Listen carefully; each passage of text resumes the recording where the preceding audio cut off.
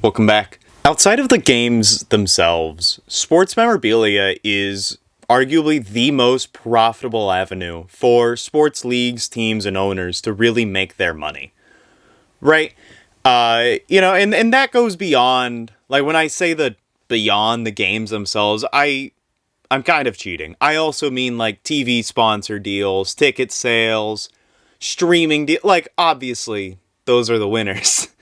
But behind all of that, and it makes sense why that merchandise stuff is so popular and makes so much money, right? Go back to just all of league history, really, for, any of them. and the merchandise is a piece of actual sports history, be it, the little hats that the kids are wearing or the jerseys themselves that the team is wearing. Important to team identity, right? Where am I going with that? I'm glad you're asking. So among people who are sports fans exists a subset that collect all that merchandise, all that memorabilia, right? And amongst those collectors, there's kind of an agreement that the game-worn items, the items worn in-game, obviously, are going to be your most valuable items, right? You're going to be able to see these pieces go for tens of thousands of dollars if you get exceptionally, iconic pieces, right? Let me fact check something, right? According to ESPN, on November 4th, 2024, a game-worn Michael Jordan jersey from the 1996 to 97 season fetched the fourth highest price for an NBA jersey, going for $4.6 million. And this jersey was a regular season jersey. To be fair, this was also the jersey that Jordan got his ankles broken by Allen Iverson in. So, there is some reference, but, game-worn items get so much money. Alright? And anywhere where money can be made, there's always going to be people that are trying to either make that money themselves by taking an item or just get that artifact for free that they, there's always going to be people who kind of want to steal stuff, either to make a quick buck off of stuff like that or just because they really want that stuff and they don't have $4.6 million to shell out. And some notable items that have been stolen on the sports history side, because there's some heaters if you really dive into just stolen film props especially. But some notable items include Tom Brady's jerseys from Super Bowl 49 and 51, both getting stolen, as well as a Von Miller helmet from Super Bowl 50, all three of which were recovered in 2017 in Mexico at the same time.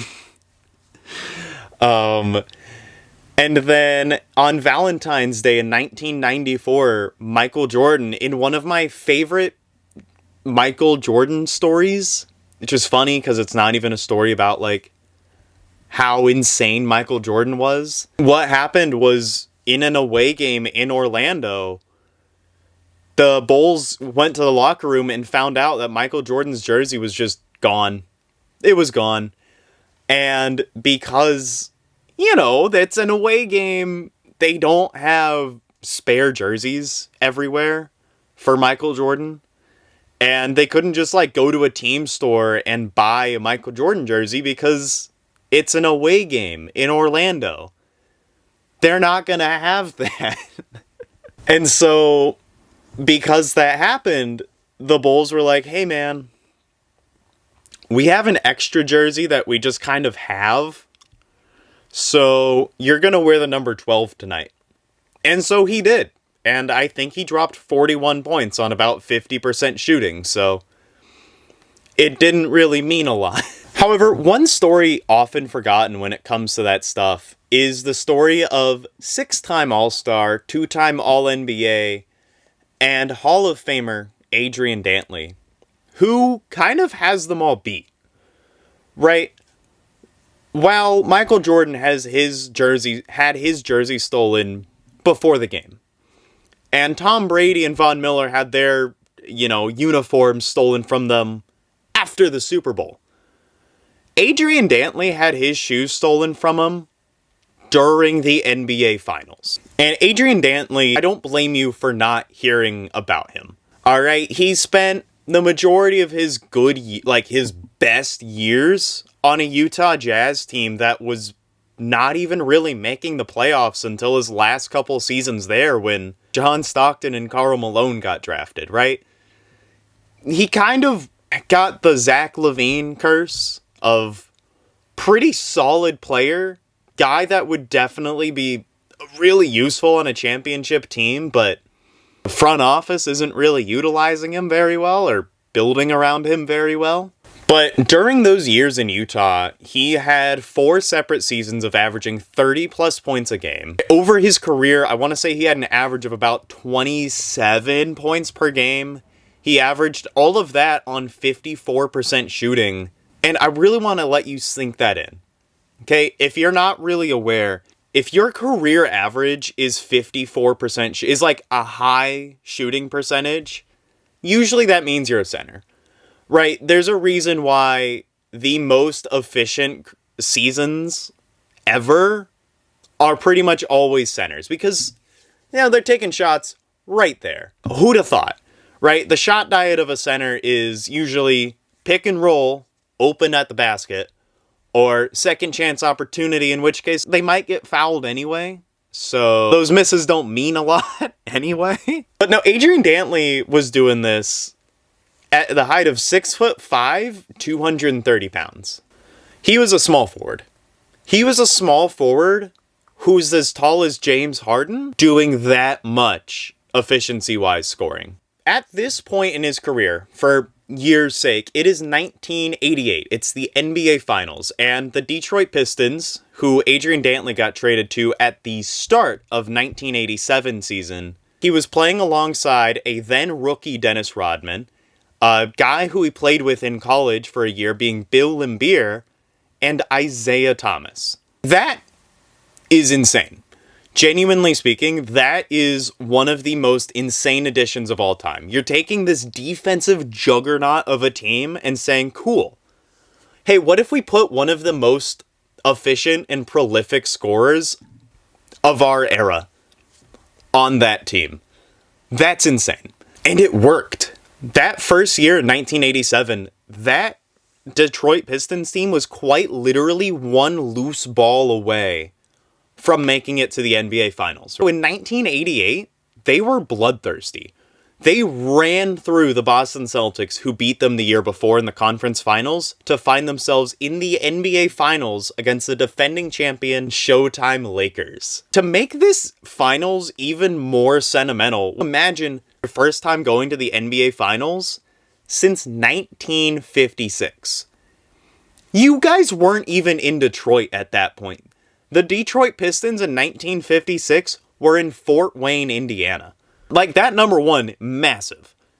On top of that, that finals appearance, that was in the final season of the Silverdome Arena that they had been playing in since 1979. Like, I cannot imagine a more storybook ending for a franchise, besides, like, last year of a star player being in the league, than final year of an arena being the year we make it all the way. And the Pistons were ready, right? They were playing really well against the Los Angeles Lakers. Adrian Dantley especially. While on Detroit, he definitely took a bit of a scoring hit than his Utah days. This NBA Finals series, he was averaging 21.3 points per game on 57% shooting. Yeah, he's not shooting as much. He's making them way more. After a decisive Game 5 victory, the Detroit Pistons were looking hot. Right, that Game 5, that was going to be the final game ever played in that Silverdome Arena. Game 6 and 7 were going to be played in Los Angeles. And Detroit was looking to bring it all the way home. But there was an issue. While they were getting ready for Game 6, while they were getting ready to leave, Pistons staff members noticed something. Adrian Dantley's shoes were gone.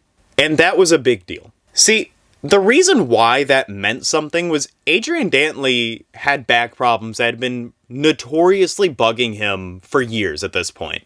The biggest reason why he ended up leaving Utah was because he had a back injury that sidelined him through the entire playoffs. You know, what doctors had done to try and help alleviate that was gave him special insoles designed specially for him, where one side is a bit thicker than the other. And without those insoles, Adrian Dantley couldn't really safely play basketball. He knew, like, yeah, I might be able to play, but that's going to destroy my back. It really puts the team and him in a really difficult situation. And so Detroit, they knew, hey, we're not going to be able to get any more insoles back to him in time. We need these shoes back. So they made an absolute Hail Mary. They said, and they released a statement to Detroit, you know, through all their news publications and what have you. Hey, if you have these shoes, we won't ask you any questions. We just want them back. So they sent out that letter, and miraculously, it worked. Right, in that letter, it said, hey, if you do have them, call the Hilton Hotel in Los Angeles, California. Lo and behold, they get a phone call. The man asks to speak to Adrian Dantley, and he goes, I'm so sorry, I have your shoes. I'm sending them to you right now, express, like, they're on their way. But Adrian Dantley said to the guy, hey, dude, I don't care about the shoes. I only care about the insoles. Right, one really cool thing about Adrian Dantley, I can't speak to him as a teammate, but I can say that at least for the face he shows to the public, he seems like a really generous guy. Anonymous caller, he follows his word, he follows through, he sends those shoes express overnight to the Hilton in Los Angeles from Detroit, and they make it to that Hilton the day of Game 6. And this was a big deal. This was a big enough deal. It was talked about on the pre-game broadcast before the game even started. I have that clip linked down below if that's something you'd want to watch. About 34 years, that looked to be the end of the story. Nobody knew what happened to those shoes. Nobody knew who had those shoes still. And it was kind of becoming a forgotten story. Reason being, Detroit did not win that NBA Finals. They lost in Game 6, lost in Game 7, and the following season, Adrian Dantley was traded to Dallas for Mark Aguirre, and Detroit ended up winning in 1989. So, it's kind of one of those forgotten playoff series, a player that isn't really remembered for playing on that team even. It kind of makes sense why this story was kind of swept under the rug. But for years, again, nobody knew what happened to them. Until one day in 2022, when Jason Colthorpe of the Click on Detroit news publication released an article. He found the man who stole those shoes. And on top of that, he even conducted an interview with that same man. But the way he found the thief was actually really interesting. See, Jason Colthorpe's brother played golf a lot. And his brother met a guy named Steve Kraft. And Steve Kraft said, I have those shoes. And Jason, when his brother told him about that, met Steve and verified, yeah, he does have those shoes. And for years, about 14 years I think it was, he was trying to get Steve to come forward with this story. But Steve was really hesitant. He was like, I don't want to glorify what I did. And I also just don't want to deal with any legal repercussions, because at the end of the day, he did steal. And with the value of game-worn items, that can actually get you some jail time. But what happened in Steve's story was that him and his buddies one day, right? These guys are massive super fans of the Detroit Pistons. They go to every single game. They have season tickets. They've been going for years. So much so the arena staff knows them by name and would kind of just let them go wherever. And so a lot of times after the games, they'd, greet the players as they, went from the arena to the locker room, right? In the tunnels. And after game 5, they were all like, yeah, let's do it, Pistons are up 3-2, last game in the Silver Dome. This might be our last time. So they go down to the tunnel and they see a crowd funneling into the locker room. And Steve and his buddies are like, yeah, screw it. Followed them all in there. And, they're kind of standing off to the side because, all the people that came in were reporters, journalists, broadcasters. Steve looks over and he sees a locker filled with what he thinks are just old shoes that nobody cares about. So he takes a pair off the top, heads on out. Well, unfortunately for Steve, those were Adrian Dantley's shoes. And when he saw that report the next day, he knew instantly what happened. He calls them up, apologizes, sends a box out, and he put, I can't remember the name he put on it, but it was a reference to the Munsters TV show.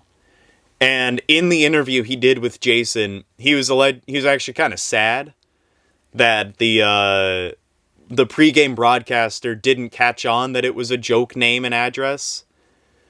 But, Steve kind of knew, like, hey, I should put a fake name on there, right?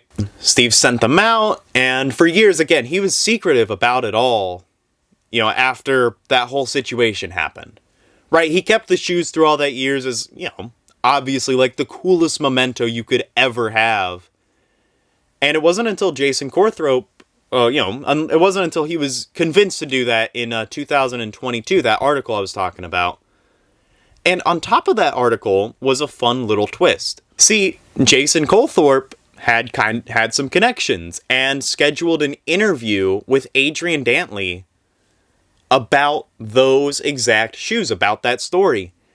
And as a twist, he brought along Steve Kraft and actually introduced the two of them after all these years. And Steve Kraft showed Adrian Dantley the shoes. And it was a really kind of a cool moment. If you're looking to watch that one, I also got that one linked below. Why not? Next to that, man, I also have a video. If you want to learn more about who Adrian Dantley is as a player, I have a great video by Forgotten Player Profiles. Delves really well into who he actually was as a player, which I highly recommend. But that there is the end of that story. Thank you guys so much for watching. Please be sure to like and subscribe. I know it's really cheesy. I know everybody says it, but everybody says it because it means a lot. It does help out a lot.